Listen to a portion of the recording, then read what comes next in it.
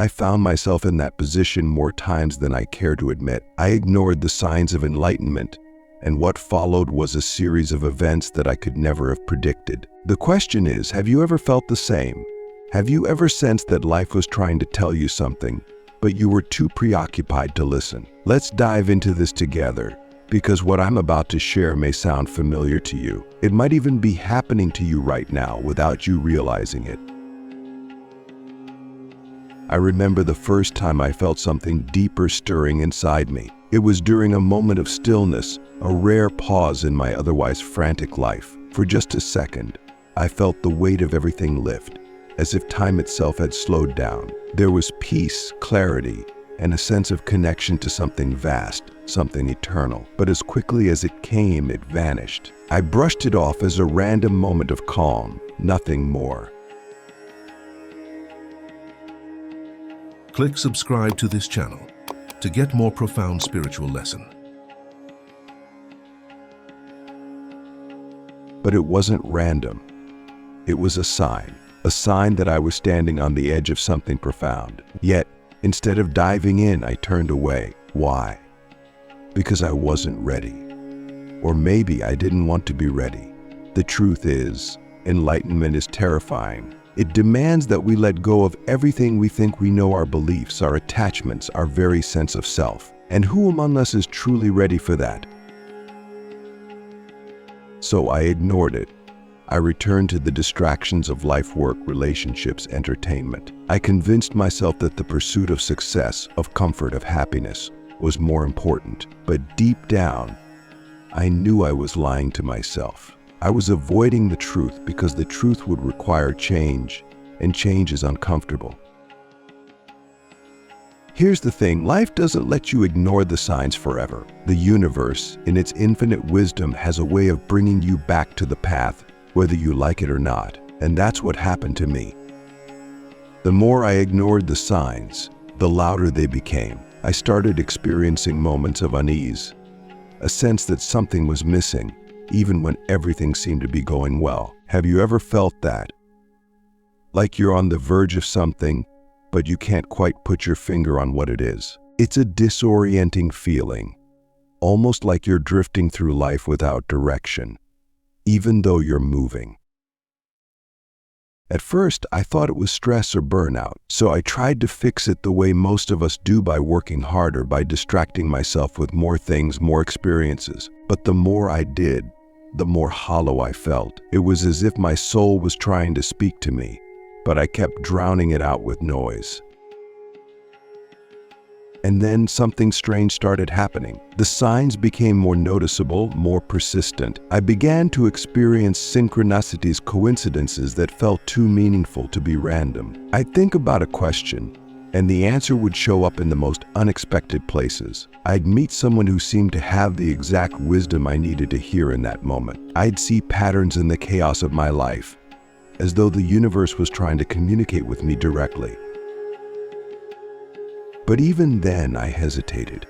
I didn't want to believe that something bigger was at play. I didn't want to admit that I was being called towards something deeper, because I knew that if I did, my life would never be the same. Have you ever resisted something you knew was right for you, simply because you were afraid of the change it would bring? If so, you're not alone.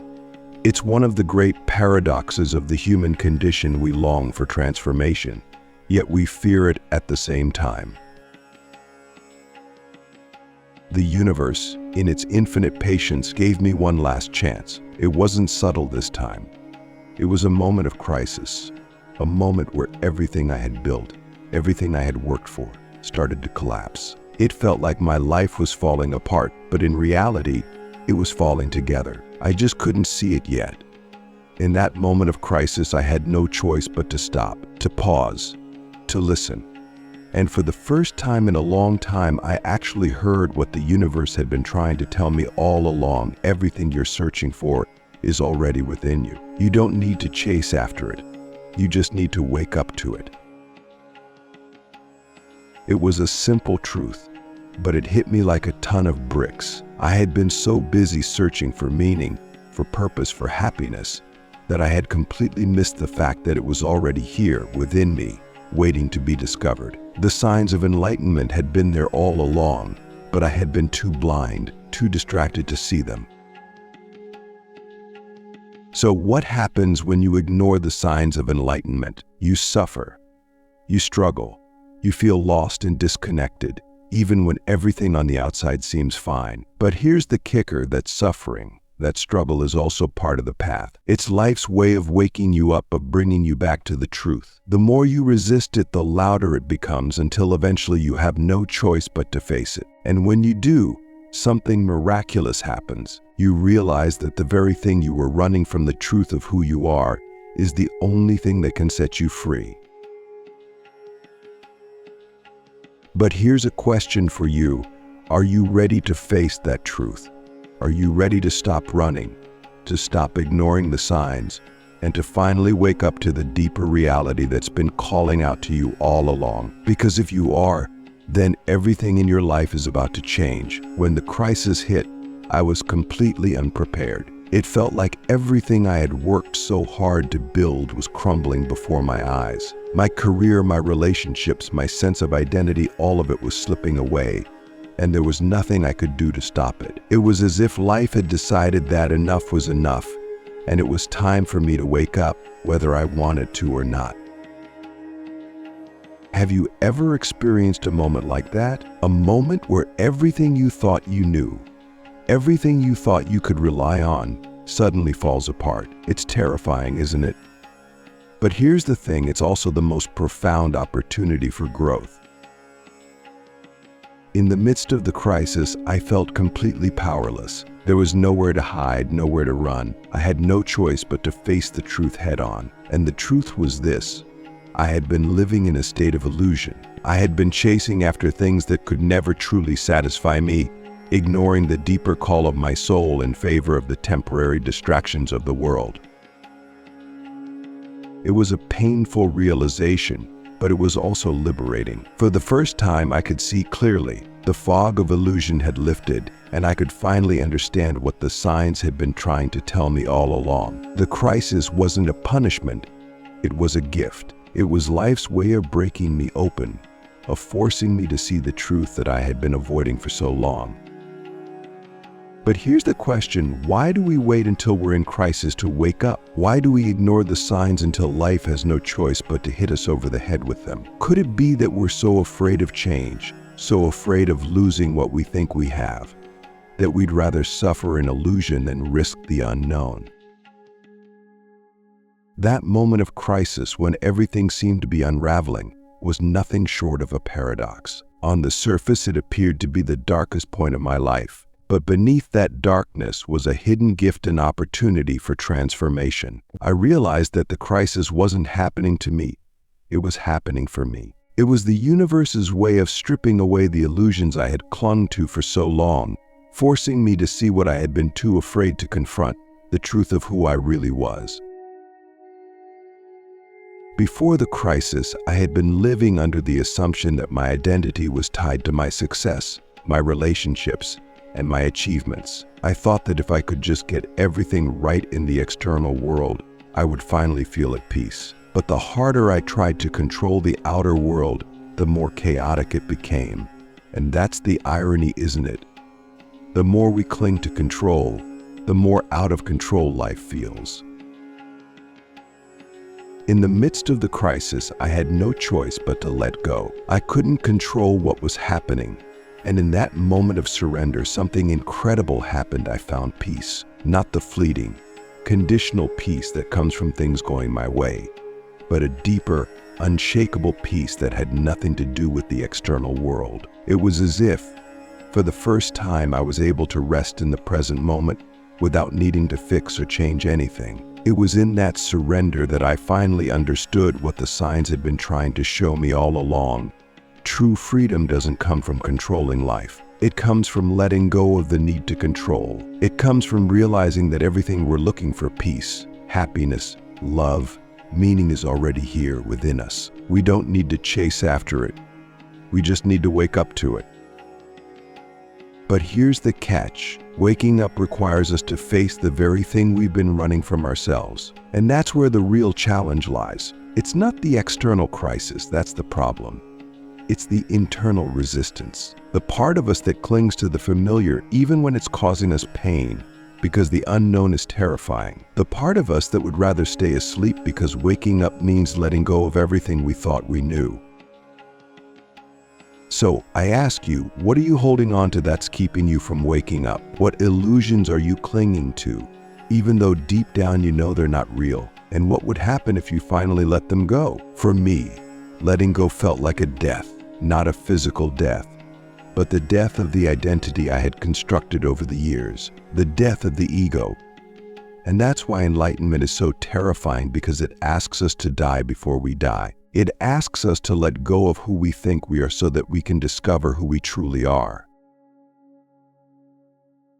In that moment of surrender, I experienced something I had never felt before, a sense of oneness. It was as if the boundaries between myself and the world dissolved, and I realized that I wasn't separate from anything or anyone. The sense of isolation and disconnection that had plagued me for so long was gone, replaced by a profound awareness of unity. I was no longer a separate individual struggling to navigate a chaotic world.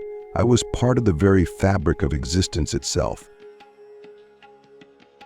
And that's the ultimate realization, isn't it? The thing we've been searching for isn't out there in the world, it's right here within us. We are not separate from the universe. We are the universe, expressing itself through the form of a human being. And when we wake up to that truth, everything changes. The fear, the anxiety, the striving, it all falls away, replaced by a deep sense of peace and trust in the unfolding of life. But that doesn't mean life becomes easy. In fact, waking up is just the beginning. Once we've seen the truth, we can't unsee it. We can't go back to the way things were, no matter how much we might want to. And that's where the real work begins, the work of integrating that truth into our daily lives. Because here's the thing, enlightenment isn't a one-time event. It's not a finish line we cross, and then everything is perfect. It's an ongoing process, a continual deepening of awareness. And as we deepen in our awareness, we're constantly faced with new challenges, new opportunities to grow. Life continues to present us with situations that test us, that trigger our old patterns of fear and resistance. And each time we're given a choice: do we fall back into the old ways of being, or do we step forward into the unknown? For me, stepping into the unknown meant trusting life in a way I never had before. It meant letting go of my need to control the outcome and instead surrendering to the flow of life, trusting that whatever was happening was exactly what needed to happen for my growth and evolution. And that's not an easy thing to do, especially when life doesn't go the way we want it to. But here's the thing, life is always working for us, even when it feels like it's working against us. The signs of enlightenment are always there, guiding us, but they don't always come in the form we expect. Sometimes they come in the form of a crisis, a loss, or a challenge, something that shakes us to our core and forces us to question everything we thought we knew. And in those moments, we're given a choice. Do we cling to the old ways, or do we open ourselves to the possibility of something new, something deeper? So, let me ask you, when life presents you with a crisis, how do you respond? Do you resist it, trying to hold on to the way things were, or do you see it as an opportunity for growth, for transformation? Because here's the truth, the crisis is the sign. It's life's way of waking us up, of pushing us toward the very thing we've been avoiding. And the sooner we embrace it, the sooner we can move through it and into the freedom that lies on the other side. After the crisis, after I finally surrendered and allowed myself to wake up to the truth, life didn't become magically easy. In fact, in many ways, it became more challenging. The difference was that I was no longer fighting against life. I was no longer trying to force things to go my way. Instead, I was living in alignment with the flow of life, trusting that whatever was happening was part of a greater plan, even if I couldn't always see it in the moment. Living in alignment with truth means letting go of the need to control or manipulate the outcome. It means trusting that the universe knows what it's doing, even when we don't. And that trust is the foundation of peace. When we stop fighting against life and start flowing with it, We discover a deeper sense of ease and joy even in the midst of challenges. But that doesn't mean we become passive. Far from it.